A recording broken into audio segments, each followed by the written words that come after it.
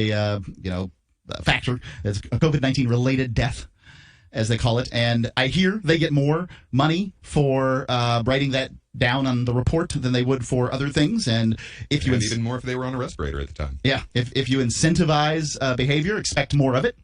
So you will get more of whatever you pay for. Right. At the same time, there are people saying, according to this report from Gateway Pundit, I'll just get right in here and read it. The Gateway Pundit reported that the coronavirus fatality rate, reported by the liberal mainstream media, by the way, this is a biased site, was completely inaccurate, and the actual rate was more like the typical flu season. The media was lying again. But even that rate is still 1/100% of people died from COVID. I think theirs was 1/300th, was what the media is reporting. Anyway, the numbers have ranged anywhere from 5% of people who get COVID die. No, but 170,000 people is 1/100th of the population.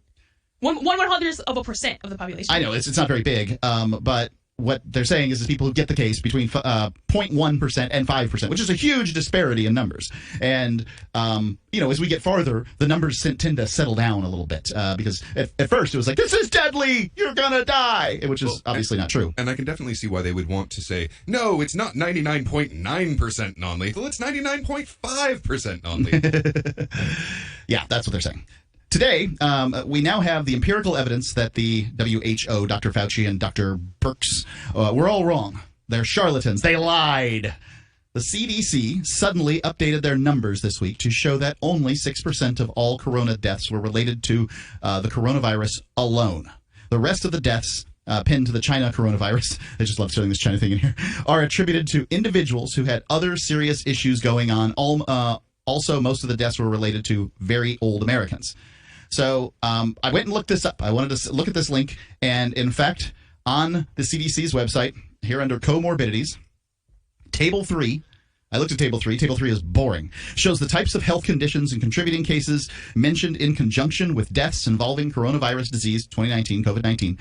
For 6% of the deaths, COVID-19 was the only cause mentioned.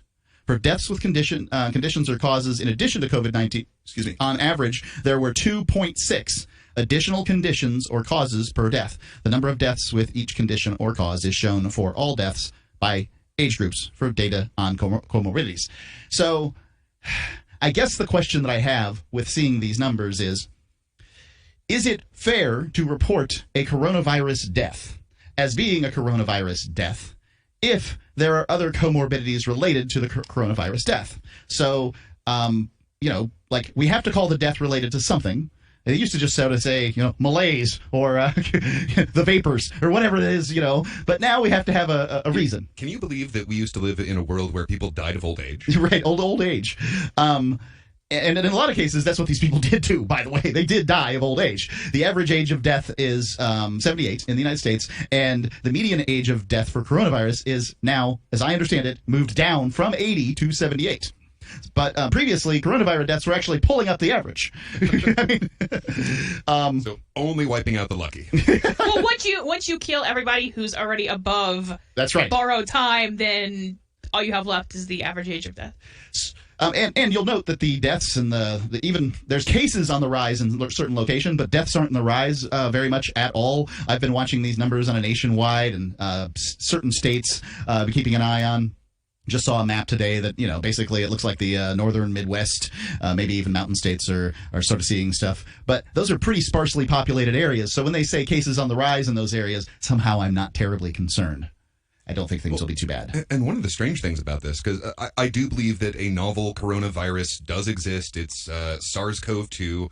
But if you look at the people that are dying from this, I mean, it's the same people that, if you were going to have a fake disease, this is who I would pick. It seems that it's only killing people who were expected to die. Right. If the government was going to create a disease, and I'm not claiming that the government created this, and I don't know which government we would be talking about, I don't know. But if you were to create a disease to sort of manage human livestock, the ones you would want to get rid of are the ones that aren't working. They're not productive. You seem to be a tax negative. Right.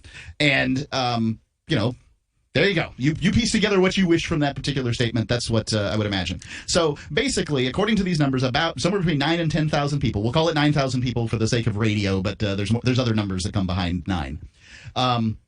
More than 9,000, less than 10,000 people have died as a result of COVID-19 only, according to these numbers. And the other people who have died, on average, had 2.9, which means that some had like 5 and 6 comorbidities. And is that even still counting extreme age as a comorbidity? Because I think it should. I don't Probably. think it doesn't. It counts age. No, extreme age I don't think is counted as a comorbidity. In fact, they're broken out by age group. So when you're talking about these comorbidities, you're talking about things like diabetes, obesity, you pick high blood pressure. And I, for one, would still like an official answer to why is this not killing any children? Well, I don't know. I mean, I guess it just... Like, have we found a secret immunity in children? Can we exploit that? 855-450-3733. It's 855-450-FREE here on Free Talk Live. News from news.bitcoin.com. U.S. Postal Service files a patent for new blockchain voting method. Warren Buffett changes his opinion on gold. Maybe Bitcoin's billion-dollar Acon cryptocurrency city. Former Prudential CEO says now's the time to buy Bitcoin. Bitcoin is for getting started with cryptocurrencies. Getting a wallet, mining, and all the latest cryptocurrency news at news.bitcoin.com. Subscribe to Bitcoin.com's YouTube channel, too.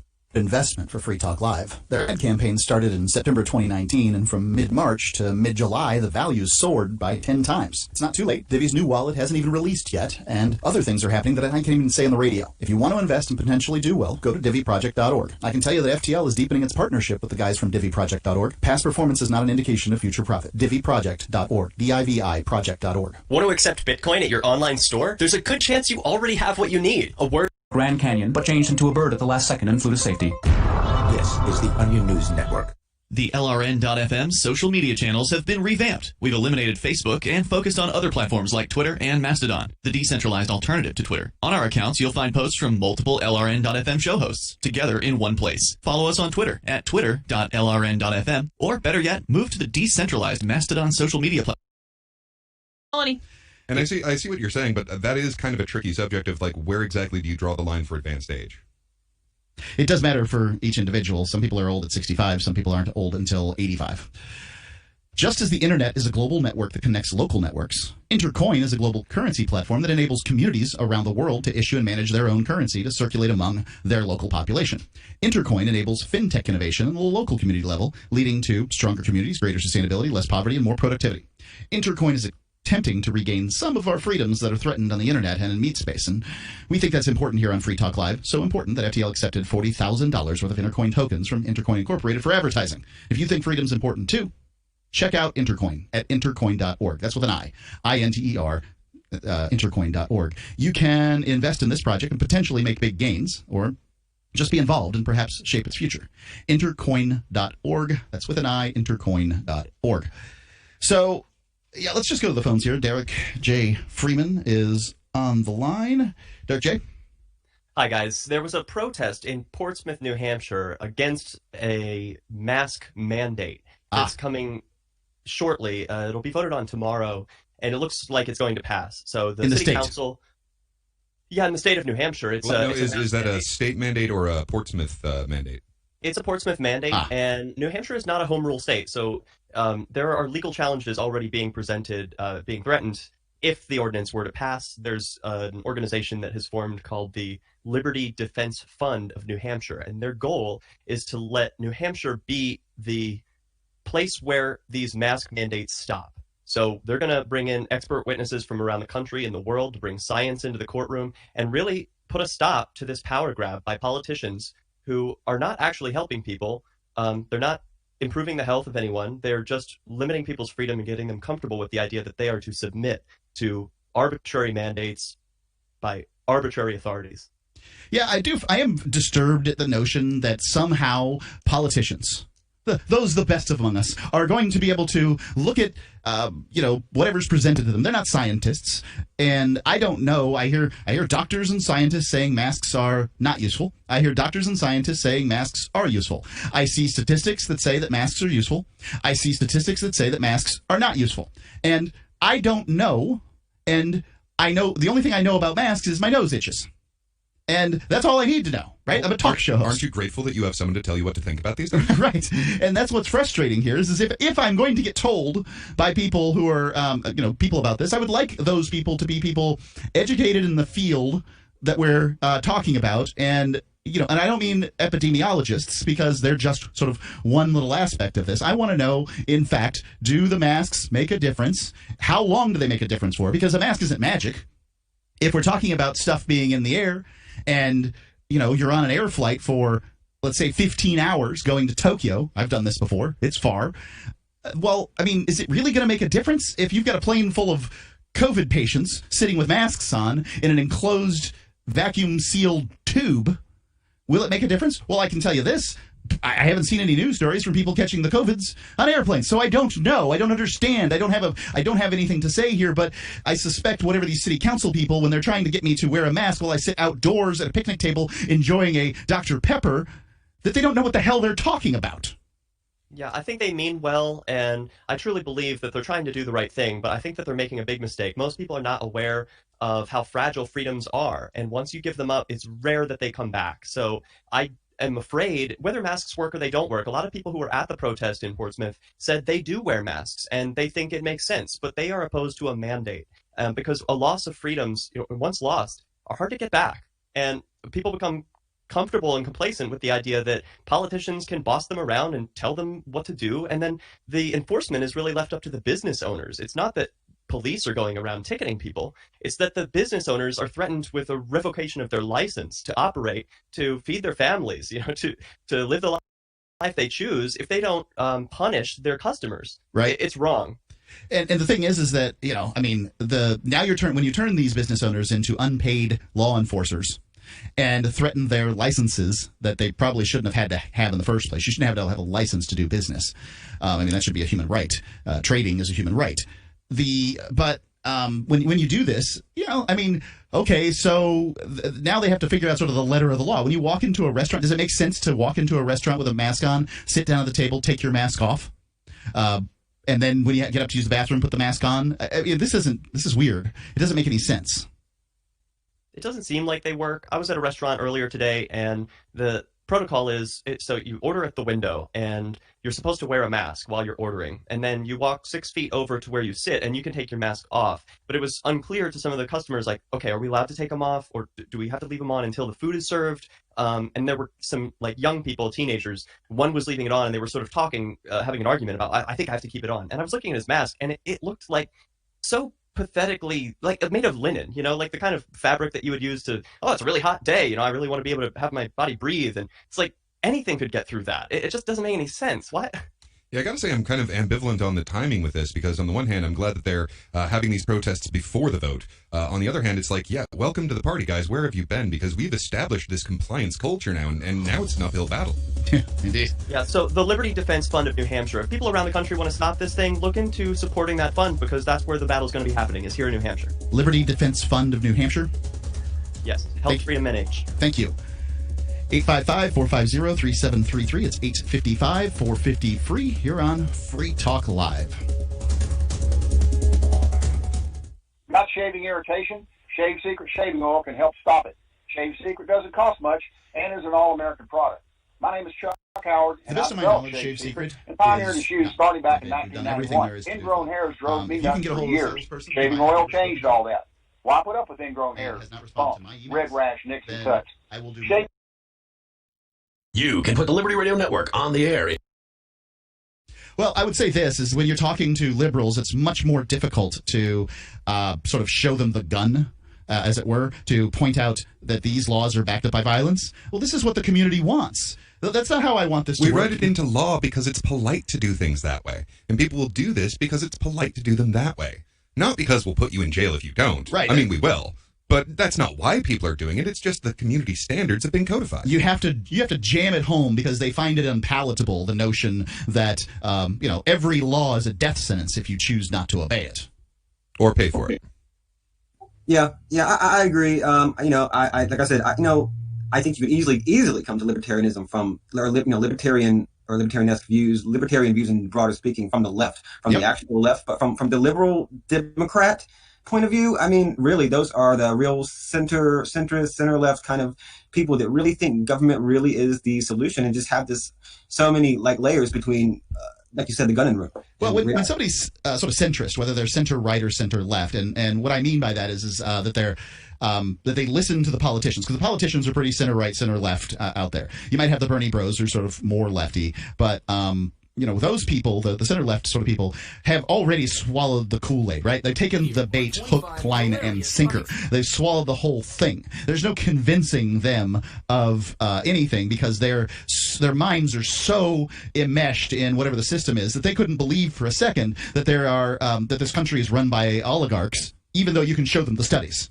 Well, unless you can see that those oligarchs are in corporations, then they have no trouble swallowing it. Well, no. The people in the center, look, the Democratic Party, like the Republican Party, is funded by banks and corporations. So if you expect those organizations to somehow save you from banks and corporations, you are a fool of the highest order. Like, you're just stupid. If you think Joe Biden is going to do something about all these problems as they exist, you're an idiot. Now, I don't believe for a second that Trump really is going to drain the swamp either. But you pick whatever makes you happy.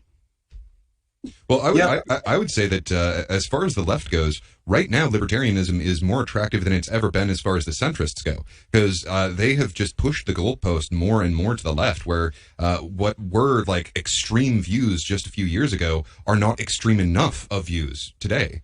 I mean, like, if you acknowledge that there are two base genders, like, that is not something that is acceptable. If you are concerned that the trans movement is shouting out the accomplishments of the gay rights movement, that's not far enough to the left. If you think that a politician should write a law that helps to find justice for Breonna Taylor, and then you almost attack that politician and their family, like, many of these people are nuts. Right, so a lot of the center-left people have been really left behind by the rest of their party. So of those that are inclined to be against authoritarian regimes, and I'm talking about like the anti-war Democrats, the anti-drug war Democrats, because they do exist in the constituency, not in the party.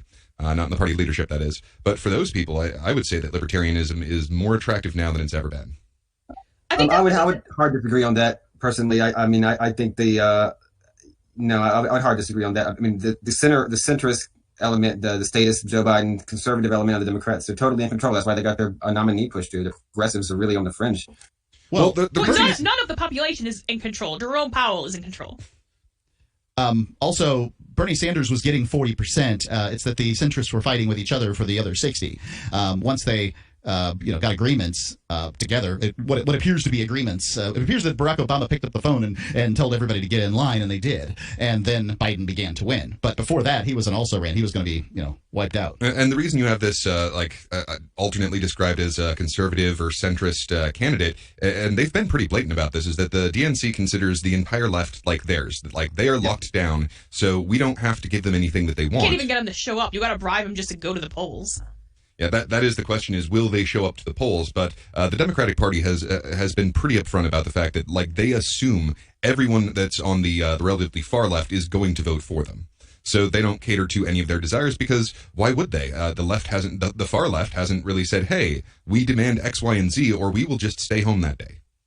Yeah, the problem is that really the majority of people out there, or a large number of people, and this tells you how messed up our system is, vote defensively. And when you have that, unfortunately, that's how the system's set up. It promotes where a system can be so bad where most people are just voting against the other guy, and that's enough, even if they can't stand the person. The way we should set up elections is using the survivor voting method, where you just vote off the guy you hate.